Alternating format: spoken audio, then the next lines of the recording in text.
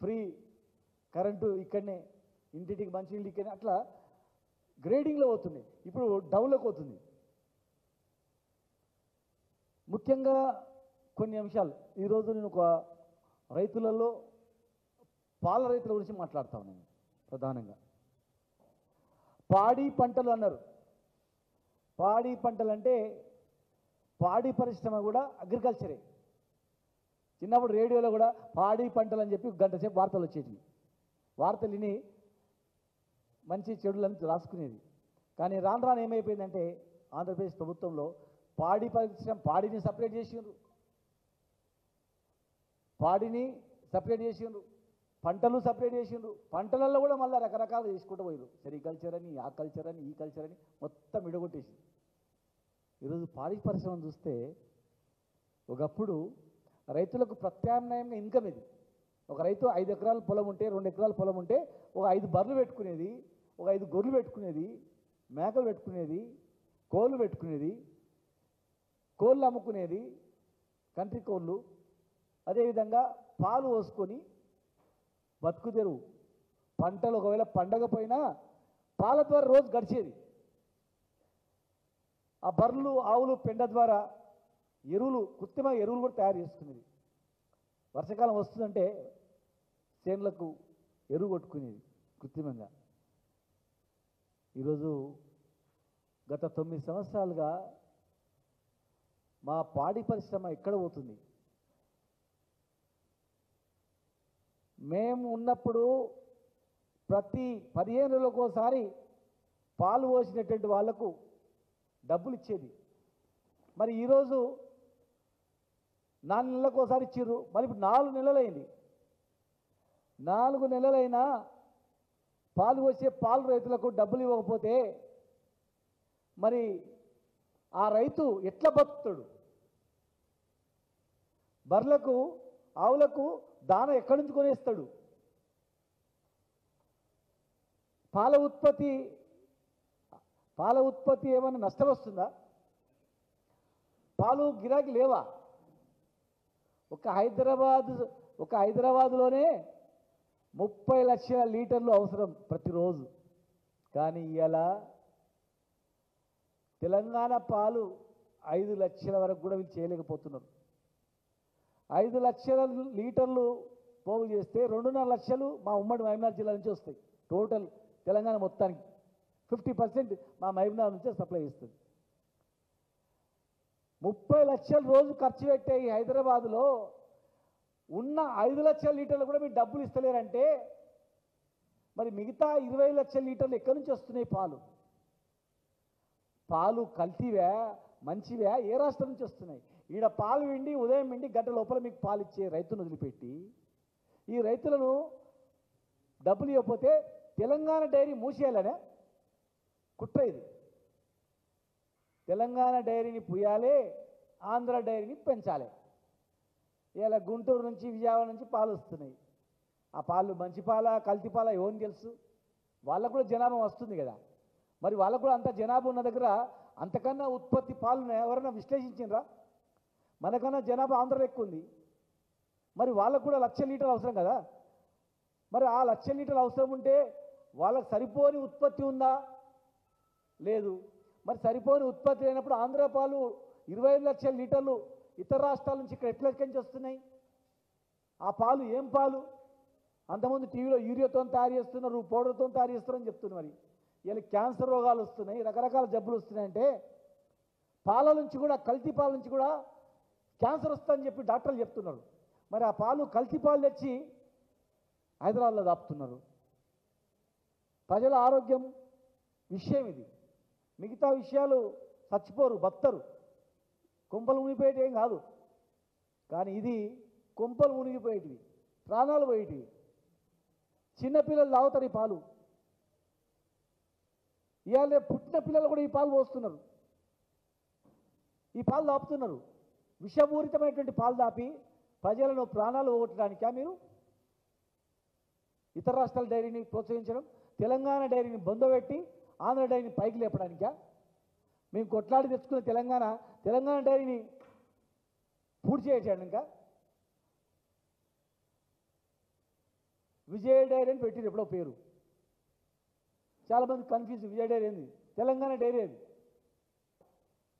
తెలంగాణ పాలు ఉత్పత్తిని పెంచకుండా, తెలంగాణ డైరీకి ప్రోత్సాహాలు ఇవ్వకుండా, మేము ఉన్నప్పుడు బర్రెలు ఇచ్చేది, ఇన్సెంటివ్స్ ఇచ్చేది, 4 రూపీస్ ఇన్సెంటివ్స్ ఇచ్చినాం లీటర్కు. బర్రెల దానకు సకాలంలో దానం సప్లై చేసేది, బర్రెలు ఇచ్చేది, ఆవులను పంపించేది, సబ్సిడీ కింద సప్లై చేసేది.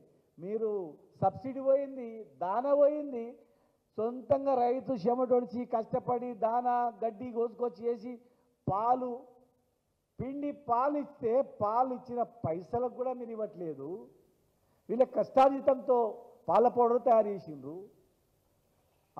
మన ఆవు నెయ్యి ఉంది, బర్రెల నెయ్యి ఉంది. గోడౌన్లో పోయి చూడండి విలేకరులారా, 500 కోట్ల విలువైన నెయ్యి, పౌడరు, బట్టరు ఉంది అక్కడ. కొద్ది రోజులు అయితే అది టోటల్ కొలాప్స్ అయిపోతుంది. అడిగే నాతుడు లేడు, మార్కెటింగ్ చేసేటోడు లేడు, దిక్కు దివాన లేదు. నేను అన్నది వాస్తవం కాదంటే పోయి చూడండి. మీరని ఎవరైనా అధికారి పంపించండి. అధికారి పంపించి నేను చెప్పిన మాట వాస్తవం కాదా అని గోడౌన్ తెరిచి, గోడౌన్లో ఉన్న ఘీ ఎందుకు మార్కెటింగ్ చేస్తారు? యాదాద్రికి ఇవ్వండి, మా యాదాద్రి దేవాలయానికి ఇవ్వండి, లడ్డు తయారు చేస్తారు. లేదు పోనీ తిరుపతి దేవాలయానికి ఇవ్వండి, ఉట్టి ఉద్దరి ఇవ్వండి, ఉట్టి మురగబెట్టి మొత్తం టోటల్గా అది కొలాప్స్ చేయకన్నా యాదాద్రికో, తిరుపతి దేవస్థానంకో, వేములవాడ దేవస్థానంకో ఉద్ధరించినా కాపాడండి.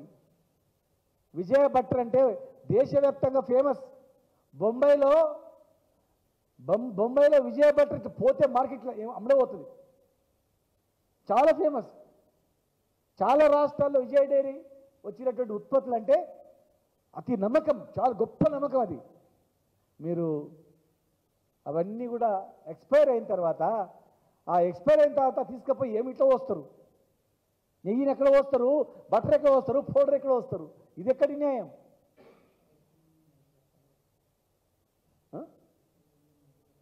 రైతుల చెమట రక్తంతో తయారు చేసినటువంటి అవి వాళ్ళు పైసలు ఇవ్వకుండా వృధా పోతుందని తట్టుకోలేరు వాళ్ళు.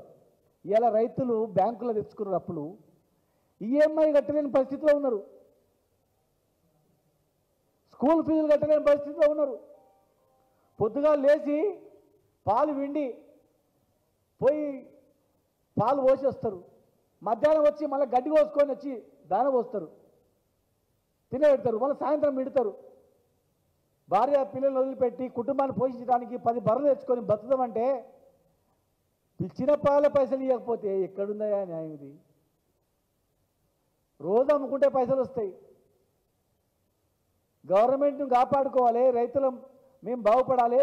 తెలంగాణ పాల ఉత్పత్తి బ్రహ్మాండంగా ఉంది. బొంబాయిలో, కలకత్తాలో, ఇతర దేశాల్లో కూడా మంచి పేరుంది ఈ నెయ్యికి. కష్టపడి దీన్ని పెంచుదామంటే ఎక్కడైనా కానీ ఇక్కడ ఉత్పత్తి ఉంది, రోజు ఖర్చులు ఉన్నాయి అన్నప్పుడు పెంచడానికి ప్రయత్నం చేయాలి ఎవరే కానీ. మేము 1-2 గంటలు హైదరాబాద్ రావడానికి రోడ్లు వేసినాం, అర్ధ గంటలో జిల్లా హెడ్ క్వార్టర్ రావడానికి రోడ్లు వేసినాం. గ్రామీణ ప్రాంతాల నుంచి నువ్వు పాలు కొనుక్కొని ఇమ్మీడియట్గా రావచ్చు. ఉత్పత్తిని 30 లక్షల లీటర్లు అంటే ఖర్చు అవుతుందంటే ఓన్లీ హైదరాబాద్లో. తెలంగాణ మొత్తం చూస్తే 50 లక్షల లీటర్ల వరకు కావచ్చు.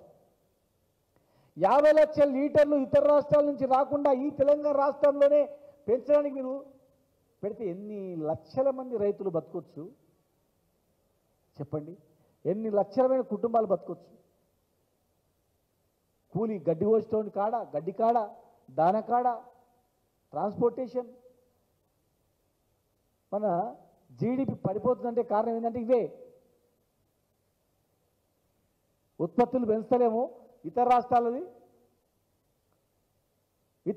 నుంచి తెచ్చుకొని మనం అమ్మాలని ప్రయత్నం చేస్తున్నాం ఈజీగా.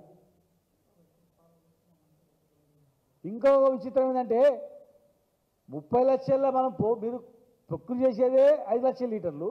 రైతులకు చెప్తారంట మాకు పైనుంచి ఇన్స్ట్రక్షన్స్ ఉన్నాయి, మీరు తక్కువ చేయండి అని. ఎవడే కానీ 30 లక్షల లీటర్ల పైన మేము సప్లై చేస్తుంటే 30 లక్షలే ఖర్చు అవుతుంది హైదరాబాద్లో. కనుక హైదరాబాద్కి వచ్చే 30 లక్షల కన్నా ఎక్కువ వస్తుంది కనుక మీరు 40 లక్షలు ఇస్తున్నారు, 10 50 లక్షల లీటర్లు అవసరమే తెలంగాణలో. నా తెలంగాణలో మేము ఇచ్చే 5 లక్షల లీటర్లు కూడా బంద్ చేయమనంటే ఇక తెలంగాణ డైరీని బంద్ చేస్తాం, ఆంధ్ర డైరీని ఉత్పత్తి చేస్తాం. ఇది ఒక పెద్ద కుట్ర. ఇది ఇలా బిల్లులు ఎందుకు ఇస్తలేదంటే ఎవడైనా మనమైనా ఇంట్లో పొద్దుగాల పాలు పోసిన తర్వాత నెలకి ఇవ్వకపోతే మొత్తుకుంటారు. మార్కెట్లో పోయి పైసలు ఇస్తేనే విజయ డైరీ పాలు బయట పైసలు ఇస్తేనే అమ్ముతారు. మరి మీరేమో రోజు కుసులు చేస్తున్నారు. మా రైతులకేమో 15 రోజులకు ఒకసారి ఇస్తలేరు, 4 నెలలనే ఇస్తలేరు. ఈ పైసలు ఎక్కడ పోయినాయి? ఈ డబ్బులు ఎక్కడ పోతున్నాయి? 150 కోట్ల మిగులు ఉండే ఈ ప్రభుత్వం ఎండింగ్లో. ఆ డబ్బులు ఎక్కడ పోయినాయి? మరి ఈ 8 నెలల నుంచి పాలు పోసే మా పాల రైతుల పైసలు ఎక్కడ పోయినాయి? అంటే పైసలు ఇవ్వకపోతే మనమైన ఇంట్లో 2 నెలలు పైసలు ఇవ్వకపోతే 3వ నెల పాలు బంద్ చేస్తారు. మేము కూడా అరే 4 నెలలు మీకు బిల్లులు ఇవ్వకపోయినా పాలు బంద్ చేస్తలేరు ఏంద్రా బాబు, తక్కువ చేయండి అని చెప్తున్నాడు. అంటే మొత్తం మీద తెలంగాణ పాడి రైతులను ఖతం చేయాలి, బంద్ చేయాలి అనేటువంటి కుట్ర, ఆంధ్ర డైరీని పెంచాలనేటువంటి కుట్ర. ఇది ఎక్కడ జరుగుతుందనేది దయచేసి నేను అన్నదానిలో వాస్తవం ఉందా లేదా మీరు విశ్లేషించుకోండి. ప్రజలకు చెప్పండి. 30 లక్షల లీటర్లు హైదరాబాద్లో ఉన్నాయి కదా, ఎక్కడి నుంచి వస్తున్నాయి? ఎవరు సప్లై చేస్తున్నారు? ఏ రాష్ట్రం నుంచి వస్తుంది? తెలంగాణ రైతులను ఎందుకు పాలు వద్దంటున్నారు? రైతు బంధు లేక మా రైతు మొదలకే ఎండిపోతున్నాడు. కరెంటు లేక కష్టాలు వచ్చినాయి. నీళ్ళు ప్రాజెక్టులు కంప్లీట్ అయినాయి. 80% ఉదండపూర్ కరీనా నీళ్ళు వస్తే కాళ్ళల్లో వస్తే నీళ్ళు వస్తాయి, అది లేదు. మరి తెలంగాణ రైతులు మళ్ళీ గంపపార పట్టుకొని ఊరిచిపెట్టి పోవాలన్నా? ప్రతి రైతు బర్రెలు ఆవులు ఎందుకు పెడతారంటే రోజు ఇంత ఇన్కమ్ వస్తుందని, బతుకుదేరు తిండి వెళ్తుందని, పంట వండిన తర్వాత పైసలు వస్తే రోజు బతుకుదేరుకు వెళ్తుందని చెప్పి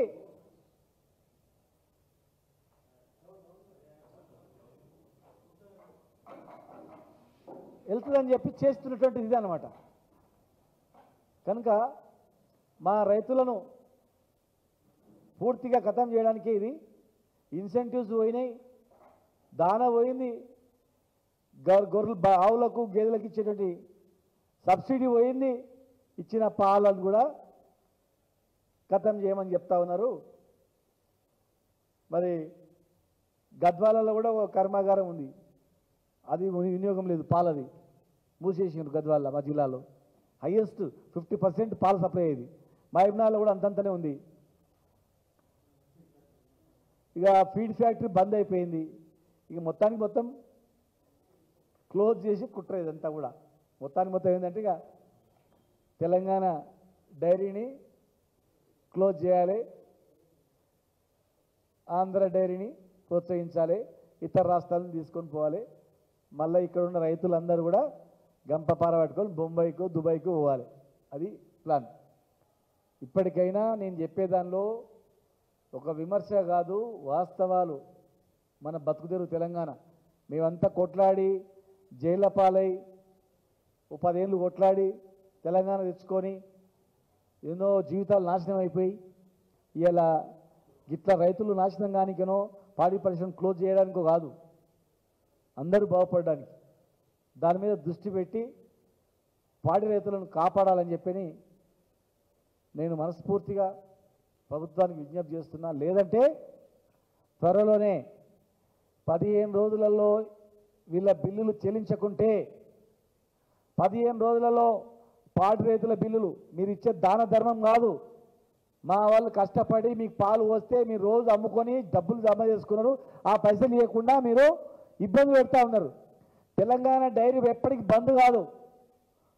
తెలంగాణ డైరీ పెంచాలి, ప్రొడక్షన్ పెంచాలి. 15 రోజుల్లో 10 రోజులలో బిల్లులు చెల్లించాలి. లేనట్లయితే ఖచ్చితంగా పెద్ద ఎత్తున మొత్తం 33 జిల్లాల ఉన్నటువంటి పాడి రైతులతో పెద్ద ఎత్తున ధర్నా కార్యక్రమం నిర్వహిస్తాం, పెద్ద ఎత్తున ఆందోళన కార్యక్రమం నిర్వహిస్తాం.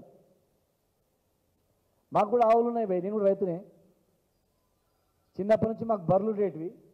చిన్నప్పటి నుంచి కూడా మాకు భూమి వ్యవసాయము, చిన్నకారు వ్యవసాయము ప్లస్ పాడి రైతులమే మేము చిన్నప్పటి నుంచి కూడా. ఇప్పుడు కూడా ఆవులు ఉన్నాయి. నేను కూడా రైతునే, పాడి రైతునే. నేను ఒక రైతుగా మాట్లాడుతూ ఉన్నా, ఒక పాడి రైతుగా, రైతుల కష్టాలు తెలిసిన వ్యక్తిగా, తెలంగాణ ఉద్యమంలో కేసీఆర్ వెంబడి 14 సంవత్సరాలు తిరిగిన వ్యక్తిగా, సర్వం తెలంగాణ గురించే అంకితం అని చెప్పి పోరాటం చేసి తెలంగాణ రాష్ట్రంలో మరి భాగస్వామిగా ఉండి మంత్రిగా పనిచేసినటువంటి వ్యక్తిగా ఇవాళ ఒక రైతుగా, పార్టీ రైతుగా నేను మాట్లాడుతూ ఉన్నా.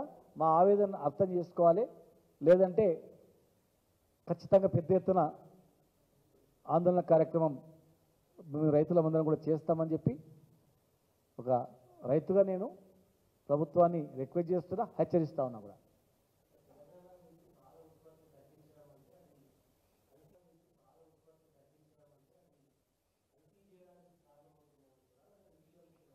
రెండు, తెలంగాణ పాలను క్లోజ్ చేయడం అంటే ఏంటంటే ఉత్పత్తి ఉన్నా కూడా ఈ తెలంగాణ డైరీని క్లోజ్ చేయాలని. ఇంకా పూర్తి స్థాయిలో విచ్చలవిడిగా కల్తీ చేసుకోవచ్చు. ఇవి ప్యూర్ పాలు, డిఫరెన్స్ ఉంటాయి. 30 లక్షల లీటర్ల పాలు రోజుకు అవసరం ఉంటే ఎవరైనా ప్రొడక్షన్ పెంచమంటారు, కానీ తగ్గమంటారంటే దాని అంతర్యం మీద మీరు ఆలోచన చేసుకోండి.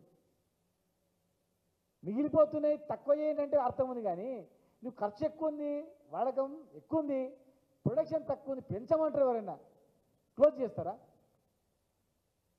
బట్టలకు పెద్ద గిరాకీ, ఎవరైనా క్లోజ్ చేయమంటారా? ఉన్న బట్టర్ని గోడౌన్లో పెడతారా? విజయ నెయ్యిని గోడౌన్లో పెడతారా? చెప్పండి. బట్టర్ను, పౌడర్ను, గీ గోడౌన్లో పెట్టి మూలుగా పెడతారు. ఎవరైనా బయట సుల్తాన్ బజార్ కాడ రోడ్ల మీద పెడితే అందుకపోతారు. ఎక్కడైనా మార్కెటింగ్ చేసే వ్యక్తే లేరంటే దీన్ని క్లోజ్ చేయాలంతే. ఇంకా నష్టాల్లో ఉంది అని క్లోజ్ చేయాలి. క్లోజ్ చేస్తే ఇక అందరికీ లాభమే, హెరిటేజ్కి లాభమే, మిగతా ఇతర రాష్ట్రాల నుంచి వచ్చేటువంటివి అందరికీ లాభమే, టోటల్గా అందరికీ లాభమే.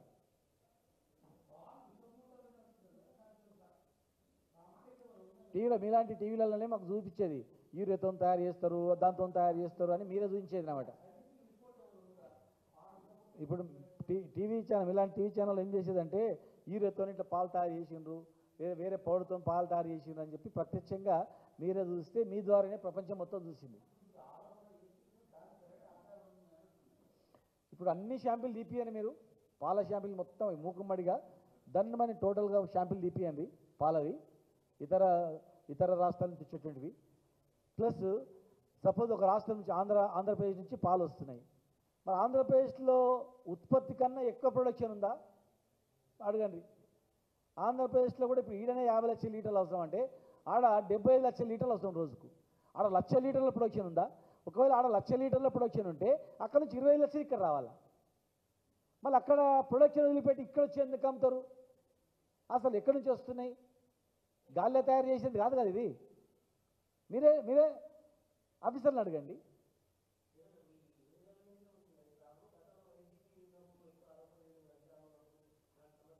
అప్పుడు 5 లక్షల లీటర్లకు రెగ్యులర్గా డబ్బులు ఇచ్చినా మేము, మా రైతుల నుంచి కష్టాలు రాలే. ఇలా ఈ 5 లక్షల లీటర్లకే పైసలు ఇవ్వకుండా క్లోజ్ చేస్తున్నందుకు 5 లక్షల లీటర్ నువ్వు రోజు పాలు అమ్ముతున్నావు, నీ దగ్గర పైసలు పెట్టుకున్నావు, నాకు ఇస్తలేవు 4 నెలల నుంచి అంటే నీ ఉద్దేశమే నేను పాలు నీకు పోయేదాన్ని కదా, అది ప్రొడక్షన్ వద్దని కదా. ఆ రోజు ఒక నెల రోజులు ఆలస్యమైనా మా దృష్టికి వస్తే మేము మాట్లాడటోళ్ళం. ఆ రోజు నెల రోజులు ఆలస్యం కాలే, 15 రోజులు, నెలకు 2 సార్లు మేము డబ్బులు ఇచ్చినాం. పెంచండి, ప్రొడక్షన్ పెంచండి అని చెప్పినాం. మీకు పెంచండి, ఎంతమంది సార్ పెంచుకోండి అని, మీ చేతనైనంత పెంచండి అని చెప్పినాం. ఇన్సెంటివ్స్ కూడా ఇచ్చినాం. లీటర్కు 4 రూపాయల ఇన్సెంటివ్ ఇచ్చి నీ ప్రొడక్షన్ పెంచండి అని మేమన్నాం. నీవు ఇచ్చిన పాల బిల్లులు బంద్ చేసి ఇన్సెంటివ్లు ఇవ్వకుండా, సబ్సిడీలు ఇవ్వకుండా క్లోజ్ చేయి, తక్కువ చేయి నువ్వు చెప్తున్నావు. ఎలక్షన్ మేనిఫెస్టోలో 5 రూపాయల ఇన్సెంటివ్ ఇస్తామని చెప్పినావు. అది కూడా 90 రోజులలో ఇస్తా అని చెప్పినావు ఈ ప్రభుత్వం 90 రోజులలో ఇస్తా అన్నది పోయింది. 9 నెలలు అయింది. 9 రోజులు పోయి 90 నెలలు 9 నెలలు అయింది. 9 రోజులు పోయి 90 రోజులు పోయి 9 నెలలు అయింది. నువ్వు ఇన్సెంటివ్ లేదు, ఇచ్చిన బిల్లు లేదు, సబ్సిడీ లేదు, దాన లేదు, పీన లేదు. ఆ రోజు మేము అవన్నీ ఇచ్చి ప్రొడక్షన్ పెంచామన్నాం కనుక ఆ రోజు అంశం రాలే. ఇక్కడ పెంచు అన్నాం. ఇవాళ మీరు ప్రొడక్షన్ బంద్ చేస్తున్నారు, టోటల్గా బంద్ చేయమని చెప్తున్నారు. మీ దగ్గర కూడా నిఘా టీములు ఉంటాయి కదా, పంపించి చూడండి, గోడౌన్లోకి పోయి చూడండి. ప్రతి జిల్లాకు పోయి పాడి రైతులు అడగండి, డబ్బులు వస్తున్నాయా రాదా అని. ఎందుకు వస్తలేని అడగండి. అప్పుడు ఎట్లా ఉండి అడగండి, 9 ఏళ్ళు 10 ఏళ్ళు. ఇప్పుడు ఎట్లుందో అడగండి. నేను ఒక రైతుగా నా ఆవేదన, మా రైతుల ఆవేదన మేము చెప్తున్నాం. దాన్ని మంచి కోణంలో మీరు తీసుకుపోయి ఈ రైతులను కాపాడండి. మీ పిల్లలు కూడా పాలు తాగుతారు. మరి ఆ పాలు ఎట్లాంటివో కూడా మీరు చూసుకోండి. ఏ పాలు తాగుతారో చూసుకోండి, ఏ రాష్ట్రం నుంచి వస్తుందో చూసుకోండి. విజయ డైరీ పాలు, తెలంగాణ పాలు స్వచ్ఛమైనవే కాదా చూడండి. ప్యూర్ పాలా కదా మీరు చూడండి. ఎలాంటి కల్తీ లేని పాలా కాదు చూడండి. కల్తీ లేని పాలు మేము సప్లై చేస్తే, మాకు కల్తీ లేని పాలు వద్దురా బాబు, కల్తీ ఉన్న పాలు ఇవ్వనట్టు చేస్తే ఇంతవరకు సమంజసం. మీరు ఇద్దరు ఇటు రండి, మీరు ఎట్లు ఉండండి, మీ ఇద్దరు ఇటు రండి. ఇంటికేసి రండి, ముందరికే చూస్తే అట్లా కూర్చో. ఏయ్ ఇట్లా ఆ కుర్చీ చేసుకుంటూ కూర్చో. భాస్కర్ అన్న ఫోటో తీస్తాడు, దగ్గరికి ఇటు రండి.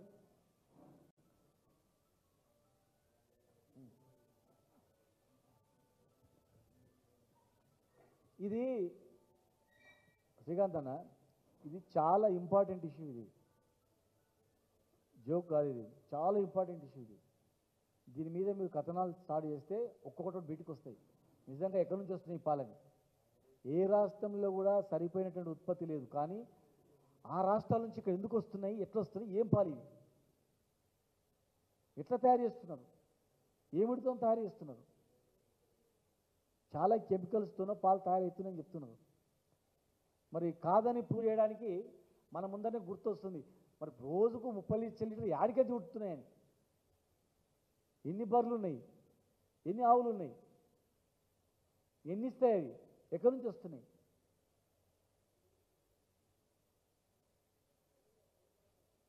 కొన్ని ప్రైవేట్ డైరీలు ఆక్సిడేషన్ అనే ఓ ఇంజెక్షన్ ఇస్తున్నారు. ఇంజెక్షన్ ఇచ్చి పాల ఉత్పత్తి ఎక్కువ ఉంచేటట్టు చేస్తున్నారు.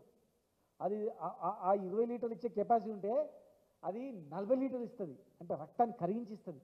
దానివల్ల అతి ప్రమాదం ఉంటుంది. నిజంగా వచ్చేటువంటి ఉత్పత్తి పాలల్లో కూడా, ఇంజెక్షన్లు ఇచ్చి వచ్చే పాలల్లో కూడా క్యాన్సర్ వచ్చే ప్రమాదం ఉంటుంది. అట్లా ఇస్తే కూడా సరిపోవు లీటర్లు. మరి ఇంకెక్కడి నుంచి ఏంతో తయారు చేస్తున్నారు పాలు ఏంతో తయారు చేస్తున్నారు, ఎక్కడి నుంచి వస్తున్నాయి పాలు. రోజు తాగుతాం. నీకు సుస్థ అయితే కూడా ఇదే పాలు తాగుతారు. నీ పాప, పిల్లలు, నీ కొడుకులు అందరూ కూడా ఈ పాలతోనే మనం రోజు చర్యలకు పోయేది. రేపు నీకే ఆ పరిస్థితి వస్తే, రేపు నీకే ఆ పాలల్లో విషపూరితమైనటువంటి నిజంగానే ఆ పాలు వచ్చి మీ కుటుంబంలోనే ఏదైనా జరగడం జరిగితే మరి కాపాడుకునే బాధ్యత మీ పైన ఉందా లేదా?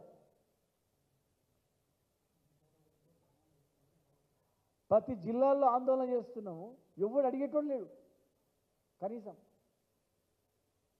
ఇంకా అందుకే పెద్ద ఎత్తున రేపు 10-15 రోజుల్లో సెటిల్ చేయకపోతే రేపు మేము మాట్లాడుకొని ఒక ఇందిరాపార్క్ దగ్గర పెద్ద ధర్నా వేసుకొని దాని ద్వారా ఇంకా మేము కార్యాచరణ ఇస్తాం. ఎట్లా అనేది కార్యాచరణ ఇస్తాం. అంతటిలోపల స్పందించాలని చెప్పి ప్రభుత్వానికి మేము హెచ్చరిస్తున్నాం, రిక్వెస్ట్ చేస్తున్నాం, హెచ్చరిస్తున్నాం కూడా.